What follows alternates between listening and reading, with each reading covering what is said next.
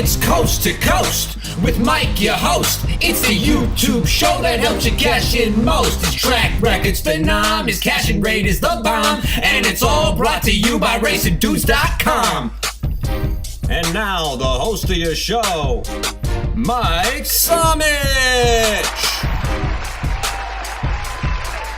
Hey everybody, and welcome to Coast for Thursday, June 28, 2018. I'm your host, Mike Somich, and we are going to try and stay hot today. We had the Exacta at Belmont on Saturday, the Try at Belmont on Sunday with a $13 winner on top, and we got our Pick 6 single home at Santa Anita going 5 out of 6 in the Pick 6. So at least we were able to cash. Couldn't quite bring home the big stacks, but got something back for our time. Today, before we jump into to the picks, we're going to talk a little bit about Los Alamitos. I'm excited about a big change they made. They're opening today, and their Pick 4s are now going to be a $1 denomination. That's important because it's going to cost a lot more money to hit the all button and to try and go deeper in certain races. So when you do have an opinion at Los Alamitos, make sure you play those Pick 4s now. You're going to get paid, especially if your single is a second or third choice. There's going to be a lot of people singling favorites, and if the favorites don't win, those pools are going to grow exponentially. The payouts are going to grow exponentially. So make sure that you're playing the Pick 4 over at Los Alamitos. Additionally, my favorite part about this Los Alamitos meet means that we are only 3 weeks away from Del Mar and Saratoga. So make sure you're paying attention to Belmont. A lot of the claimers that you see in the next 3 weeks are going to end up at Saratoga. You see a lot of people claiming for cheap and then running back because of the big claiming purses at Saratoga. So make sure you're paying attention to Belmont, especially the claiming races, over the next 3 weeks to get an inside edge over at Saratoga. Now, before we go into the picks, let's talk about last weekend. Let's see who got all the hay. They did what? Congratulations to Sherrose for getting all the hay for winning the Grade 3 Sangfield up at Woodbine. Sherrose had a great performance, second time out as a 4-year-old out of the Grand Motion Barn. Sherrose usually likes to sit about length and a half behind the lead around the first turn and then make a move around the second turn. Well, after missing the break and being 7 out around the first turn, he was able to absolutely fly around the second turn, make them look like they were absolutely standing still and pull away down the stretch against multiple graded stakes winners. This is a big-time win from Sherrose. Big-time improvement, second time out as a 4-year-old, and I would expect to see another jump forward next time. I'm assuming that he'll be pointing toward the Bowling Green, 11 furlongs on the undercard of the Jim Dandy, but we'll see. It's another one to add to that absolutely loaded older male turf division. So I'm really excited about how this is shaping up, and I'm going to keep an eye on where Sherrose goes from here. If you'd like to hear more about the recaps from the big weekend races, Magic also decided to put together a special Blinkers Off podcast. I was the first guest for that one, so check that out. It's Blinkers Off. You can get it on iTunes or anywhere you listen to your podcasts. But we all know why you're here. So let's go coast to coast. Aaron, kick us off. What is up, everybody? Glad to be back on another edition of Coast to Coast for another week. Here we go, kicking it off with Thursday. By the way, before I go on, let's talk about last Thursday for just a second. I hope you guys watched the two races that Magic and I broke down for you because we both had horses that we owned in the races. Magic had Moonless Sky at Santa Anita. Heartbreaking. I mean, one of the most exciting races I've watched in a long time, but heartbreaking. I mean, the horse lost by that much. I know Mike referenced that on Friday, so that was a heartbreaking loss for Magic. And then how about me? I won.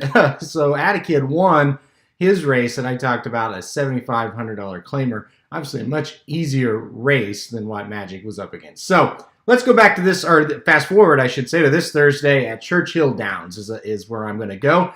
Race 3, it is an optional claiming $80,000 race. Very good race, going 5.5 furlongs on the turf. And it is the return of number 6, Will Call. He won on Kentucky Oaks Day in the Grade 3 Churchill Downs Turf Sprint. He's back in an allowance race, I'm guessing just prepping for a stakes race down the road. He's going to be very, very tough to beat here. There's a lot of speed in the race. That means Will Call, who closes from behind, should have a nice pace to run into. Brad Cox is on fire at Churchill Downs. Will Call should be very good, but he's 6-5 on the morning line. He'll probably be below that. So let's try to make some money with some horses underneath. And I'm going to go to the number 7, Smart Spree, as a horse to look at underneath. 8-1 on the morning line. Has some back class that should be pretty tough to beat in this spot. But he's trying turf for the first time in a while. But the last start on turf for this gelding was a win. So maybe turf is where he needs to be. Knocked the rust off last time out. First time off of a little bit of a layoff since Oaklawn Park. Didn't run very well, but I like to change the turf, and I think 8-1 is the right price to try to make the exacta pay. And also the number 1, Kid Perfect. He's just been consistent. He'll probably be the second choice.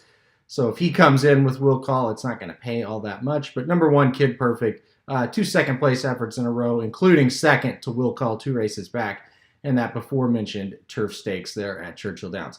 So I'm going to go a $5 exacta 6 over the 7-1 in this race.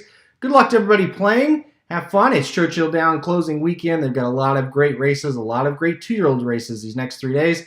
So if you're playing Churchill, make sure to look at those and make note of those 2-year-olds as they're preparing probably for Saratoga. Hey, what's up, everybody? It's Magic. There is a pick 3 sequence on opening day at Los Al that I really like here. It's races 3, 4, and 5. Starting in race 3, it's 5.5 furlongs for maiden 3-year-old fillies and for a $30,000 tag. I like 2 horses here. Number 7, Sweet Congrats. She's got the leading rider, Evan Roman, on board. Leading rider from last year's meet. I also like the number 8, Bragging Rights. Trainer John Sadler rarely comes to Los Al, and when he does, he likes to bring his best. Both should be able to take advantage of the fact that Los Al is a speed-favoring track. Santa Anita is a lot deeper, plays a lot fairer. Speed horses at Los Al, they glide right over the top like it's a drag string. I also think that the morning line favorite, She's a Factor, is pretty vulnerable here. We're going to try and beat her. Race 4, 5 furlongs for Calbred 2-year-old fillies. I like to single this horse called Dichotomy, the number 6. The trainer Doug O'Neill is red hot with 2-year-old first-time starters, especially when Mario Gutierrez is in the saddle. At Santa Anita in the meet, O'Neill was the leading trainer overall. He had 8 different 2-year-olds starting for the first time with Gutierrez in the saddle. Of those 8, 3 won, 4 more got second place. The other one missed third by about half a length. Red hot trainer, really like what she can do here. Move on to race 5, 5.5 furlongs for maiden fillies 3 years old in for a $30,000 tag. Sound familiar? Race 3 was the same thing, except this field is a lot more open. We're going to go 4 deep because we can afford to. I'm going to take the number 6, Pray for Corday, on top. 3 races at Santa Anita this year. She's either on or very near the lead each time, fading within the final furlong, final 16th. Santa Anita, again, much more tiring of a track. I think that her speed's going to be able to carry here at Los Al, and I think the service is going to help wake her up. But just in case it doesn't, we're going to add the 3, the 4, and the 8. So, to recap, we got race 3, 2 horses deep, 7 and the 8. Race 4, we're going to single the number 6. And in race 5, we're going to go 3, 4, 6, and 8. Good luck to everybody. Have fun. Hey, taking a look at that pick 3 sequence over at Los Alamitos, and Aaron giving us a preview over at Churchill Downs. Additionally, I want to make sure I mention closing day for Churchill Downs is Saturday. They've got a mandatory payout on their 20-cent pick 6, so keep an eye out if that keeps carrying. Saturday is a great day to play over at Churchill Downs. Additionally, Los Alamitos, I really like the one Newport Breeze in the 7, so that's going to be my single, just in case anyone wants to take a look for it in the late pick 4. Make sure you subscribe to this channel right down here. So every time we go live on Coast to Coast, you get an email notification. You don't miss anything. Make sure you subscribe to Blinkers Off, podcasts from Racing Dudes, and go over to racingdudes.com every single day for free picks from every single track. Good luck, guys.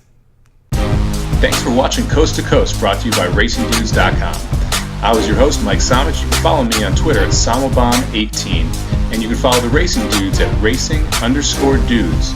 Head over to racingdudes.com for all the latest news, articles, free picks, and premium selections. Don't forget to check out the podcast, Blinkers Off, available twice a week on iTunes, SoundCloud, and anywhere else you get your podcasts.